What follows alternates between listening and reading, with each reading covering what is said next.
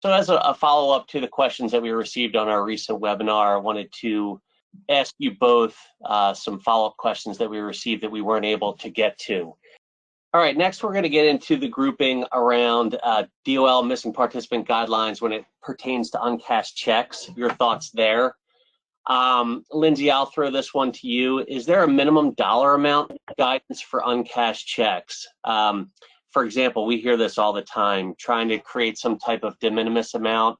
How much seems reasonable to try to make some type of outreach to a stale check owner to get them their money, right?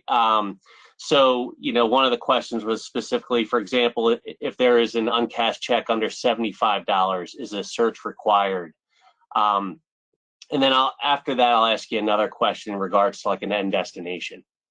Yeah, and so the guidance itself doesn't have a dollar threshold that the DOL views as de minimis, but I do think it was helpful that DOL said you can balance the costs and benefits of whatever search mechanism you kind of come up with to try to find missing participants or participants with uncashed checks. So I think you can balance to some extent, which it implies that if there is a very small check, maybe you don't need to do anything. But we have seen, on the other hand, the DOL take the view in investigations that there is no de minimis amount. So I think you would kind of find yourself in a negotiation with DOL if you take that approach, and you'd want to I think you'd want to document your analysis for why you came up with a de minimis amount. There is guidance in other contexts. For example, the Voluntary Fiduciary Compliance Program has a de minimis amount of $20. And the IRS's VCP program has a de minimis amount of $75, which may be where that came from in your example. So that, there's support for that approach out there. But again, I think just, documenting the rationale would be really important in case DOL has questions. Okay. And then a follow-up to that is, I'm curious of your answer, your thoughts here is, can small checks be escheated? And then the next part that the attendee asked was, is it required to roll over to an IRA?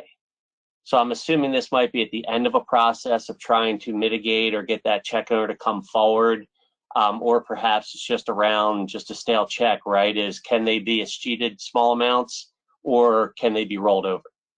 So I think, the first place to look, as always, is the plan document and see what the plan document says you have to do. The question would be, if the plan document is silent on the approach, then what are you allowed to do?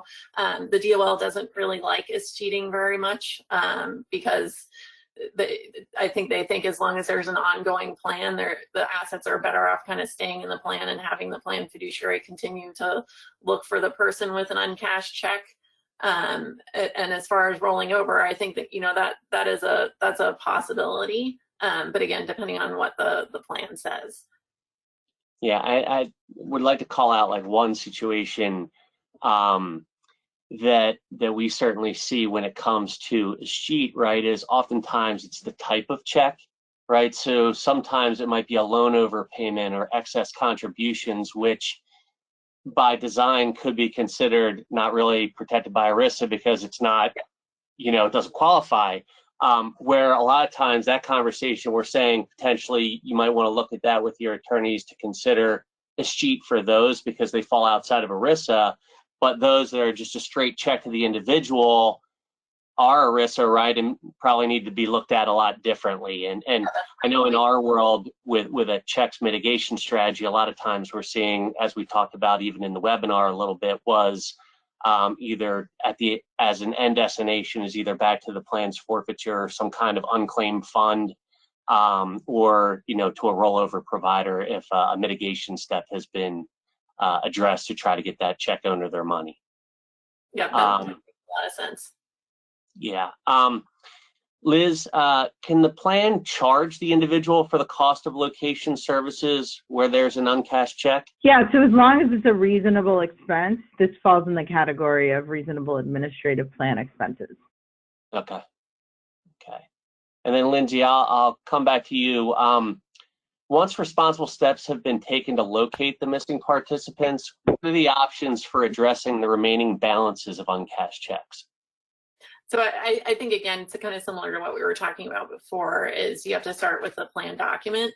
As long as the plan document allows, I personally like forfeiture a lot. If you forfeit the assets to the plan, they stay in the plan. You have to continue looking for the participant with the uncashed check through that process. The DOL made that clear in their recent guidance, but I do think that approach is pretty clean, relatively speaking, as long as you have a good process in place to keep looking for the participant. Other options, as we discussed before, potentially an IRA rollover, for sure, and then subject to what kind of what the actual assets are, escheating may be possible. But again, DOL has some concerns there. Just asking a quick follow-up to that, as you mention plan's forfeiture account. One thing that we hear often is we get asked, let's say a plan sponsor is addressing their missing participants on an annual basis. Now with the new guidance, as you've touched on, with let's say it's uncashed checks that move into plan forfeiture, how often should that model the same frequency as perhaps a missing participant scenario, or are you hearing anything from clients on how often they might look at trying to reach out to folks that have a stale check that's sitting in forfeiture currently? So as far as frequency of continuing to search, I think Right. it probably makes the most sense to treat those participants like missing participants, unless there is a really clear reason not to. But I think from an operations perspective, that seems to be the simplest approach. But again, if there are different facts that kind of suggest these folks are in a different category that would support looking less frequently, then that could make sense too.